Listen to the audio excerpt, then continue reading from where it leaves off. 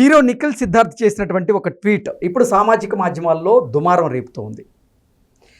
తాను నటించినటువంటి స్వయంభూ సినిమాలో ఎటువంటి ఆర్టిఫిషియల్ ఇంటెలిజెన్స్ టెక్నాలజీని వాడలేదు అంటూ తాను ఇతర సినిమాలను ఉద్దేశించి చేసినటువంటి కామెంట్స్ ఇప్పుడు కొంతమందిని ఇబ్బంది పెడుతున్నాయనేటువంటి వార్తలు వస్తున్న క్రమంలో దీని మీద మనం పూర్తి స్థాయిలో విశ్లేషణ చేసుకున్నాం. ప్రస్తుతం మనతో పాటున్నారు ప్రముఖ సినీ రాజకీయ విశ్లేషకులు జగదేవ్ గారు. వారితో మాట్లాడదాం. జగదేవ్ గారు నమస్తే అండి. నమస్తే అండి.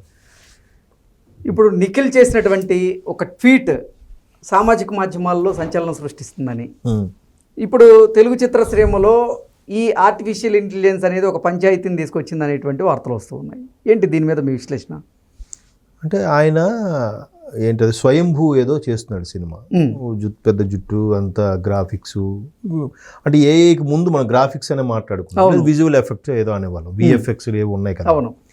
సో అలాగ చూపిస్తే ఒక అద్భుతంగా ఉండేదిరా అనుకునేవాళ్ళం. బట్ ఏఐ వచ్చిన తర్వాత ఏది నిజమో ఏది అబద్ధమో తెలియదు, మనిషా తెలియదు, వాడు జంతువా తెలియదు, ఆడా మగా తెలియదు, ఆడా తేడా తెలియదు. ఇట్లాంటి పరిస్థితుల్లో రీసెంట్గా ఒక పెద్ద హీరో సినిమా ఒకటి వచ్చింది, హర్రర్ మూవీ, పేరు చెప్పొచ్చో లేదో మళ్ళీ ఫ్యాన్స్ హర్ట్ అవుతారేమో. సో ఆ సినిమాలో కూడా ఇంకెందుకు క్లారిటీ, మన ప్రభాస్ గారి సినిమా రాజా సాబ్, అందులో కొన్ని సీన్లో ప్రభాస్ గారిని పెట్టకుండా వేరే ఏ ద్వారా పెట్టి చూపించారని ఒక టాక్ ఉంది. డూప్ను పెట్టారని, ఏఐ టెక్నాలజీని ఉపయోగించారని రకరకాల వార్తలు. అంతకుముందు ఆది పురుషులో కూడా చాలా సీన్లో రాముడుగా ప్రభాస్ కాదు, ఇక్కడ కూడా డూపో లేదంటే ఏ గ్రాఫిక్స్ ఏదో వాడారని ఒక టాక్ ఉంది. ఆ గ్రాఫిక్స్ని ఇప్పుడు ఏఐ అంటున్నారు.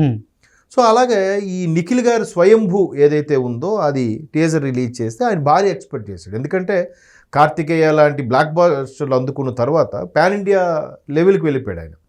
సో నార్త్లో ఒక క్రేజ్ వచ్చేసింది కార్తికేయ లాంటి సినిమాని, కార్తికేయ 2కి. ఓకే. సో ఈయన కూడా అలాంటి స్థాయిలో ఇది ఉంటుంది, టీజర్ వెళ్తుంది అని ఎక్స్పెక్ట్ చేస్తే అక్కడ వెళ్ళిందో లేదో తెలియదు, కానీ మన వాళ్ళు ఇట్లాంటి కామెంట్స్ పెడుతున్నారంట. ఈ రాజా సాబ్కి సంబంధించి ఒకటి, తర్వాత ఈ రాజమౌళి గారు మహేష్ బాబు గారి సినిమా ఇంక ఇప్పుడు 2027కి రిలీజ్ అవుతుందంటే ఎప్పటి నుంచే మహేష్ బాబుని ఆ నంది మీద వెళ్తున్నట్టుగా రకరకాలుగా రెడీ చేసి పెట్టేస్తున్నారు ఆర్టిఫిషియల్ టెక్నాలజీని. సో అవి కూడా ఎంత ఈజీ అయిపోయాయంటే మీరు మినిమం 1000 రూపీస్ రీఛార్జ్ చేస్తే వాడు 1 మంత్ ఎంత ఫ్రీ ఇస్తున్నాడు. ఏది ఎయిర్టెల్ అయితే పెర్ఫెక్సిలిటీ అని ఇస్తున్నాడు, ఈ ఇక గూగుల్ అయితే జెమినీ ఏదో ఇస్తున్నాడు, తర్వాత వేరే రకరకాల పేర్లు చాట్ జీపీటీ అంటున్నాడు, వీడు మైక్రోసాఫ్ట్ వాడు, ఏదో రకరకాల వాళ్ళు ఎక్కడ ఏది ఉంటే దాన్ని వాడుకొని కూడా అదేం లేదు, సింపుల్గా అన్న దీన్ని ఎలా వాడాలంటే ఆ చాట్ జీపీటీ మొత్తం డీటెయిల్స్ ఇచ్చేస్తుంది. లేదంటే ఒకటి మామ ఇదేంటి చెప్పు మామ అని అడిగితే అది ఇచ్చేస్తుంది. సో ఇట్లా ఇచ్చేయడం వల్ల మొత్తం ఏమి తెలియదు ఫోన్లో వాడు కూడా డూప్లికేట్ చేసేస్తున్నాడు.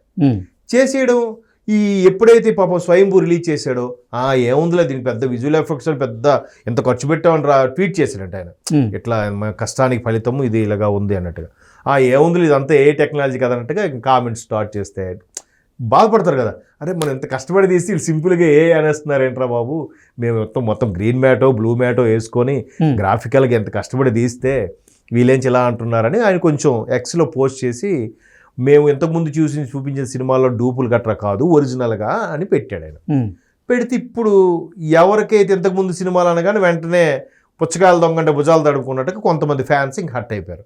ఓ మా హీరోని అలాగ డూపుగా చూపించారు కాబట్టి మమ్మల్ని అన్నాడు అని ఇంకా నిఖిల్కి ట్రోల్ చేయడం స్టార్ట్ చేశారు. ఇదిలా ఉంటే రీసెంట్గా జటాధర అనే సినిమా వచ్చింది, ఎవరు మన కృష్ణ గారు అల్లుడు సుధీర్ బాబు గారు. అందులో ఆమె ఎవరు శత్రుఘ్న సిన్హా వాళ్ళ అమ్మాయి సోనాక్షి సిన్హా, కరెక్ట్, బాగా గుర్తు చేశారు. Sonakshi Sinha lead role. దెయ్యం సినిమా చూడలేదు, ట్రైల్ చూశాను. సో అటువంటి దాంట్లో కూడా అందరూ చెప్పేది ఏంటంటే సినిమా గ్రాఫిక్ పెట్టి తీసిన ఓ మోస్తరుగా ఉండేది, అదేం లేదు, మొత్తం ఏ టెక్నాలజీ వాడినట్టున్నారు, ఉన్నది లేనట్టుగా లేనిది ఉన్నట్టుగా, సరిగ్గా ఆ గ్రాఫిక్స్ కూడా సింక్ చేయలేకపోయాడు అని చాలా విమర్శలు వచ్చాయి. ఫస్ట్ రోజే డిజాస్టర్ అన్నట్టుగా పేరు వచ్చేసింది ఏది జటాధరకి.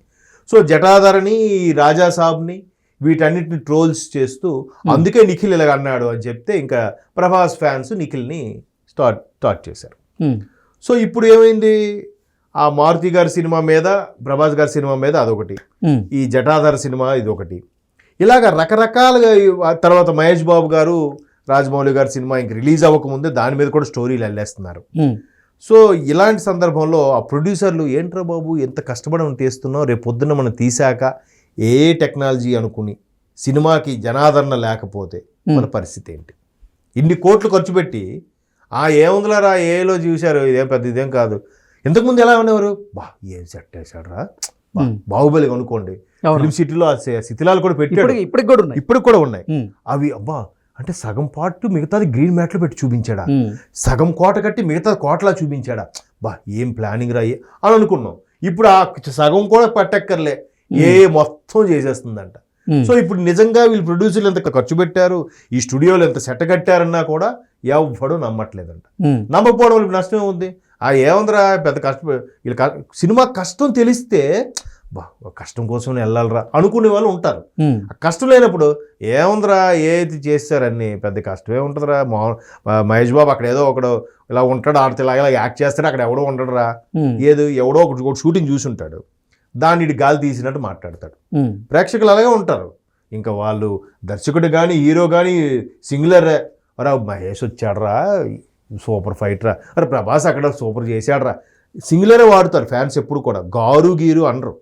కాకపోతే సభా మర్యాద మనం మాట్లాడుకోవాలి, రాజమౌళి గారు ప్రభాస్ గారు అన్నట్టు. కానీ సో అలాంటి పరిస్థితుల్లో ఇప్పుడు ఇలా కానీ ఈ ఏదైతే స్వయంభూకి వచ్చిన రెస్పాన్సు, ఈ టీజర్కి వచ్చిన రెస్పాన్సు, నెక్స్ట్ రాబోయే రాజమౌళి గారి సినిమాకి కానీ, లేదంటే రేపు చిరంజీవి గారి విశ్వంభర వస్తుంది, విశ్వంభర అది కూడా ఒక ఆధ్యాత్మిక పరమైన సృష్టికి సంబంధించిన కాన్సెప్ట్ అని అంటది.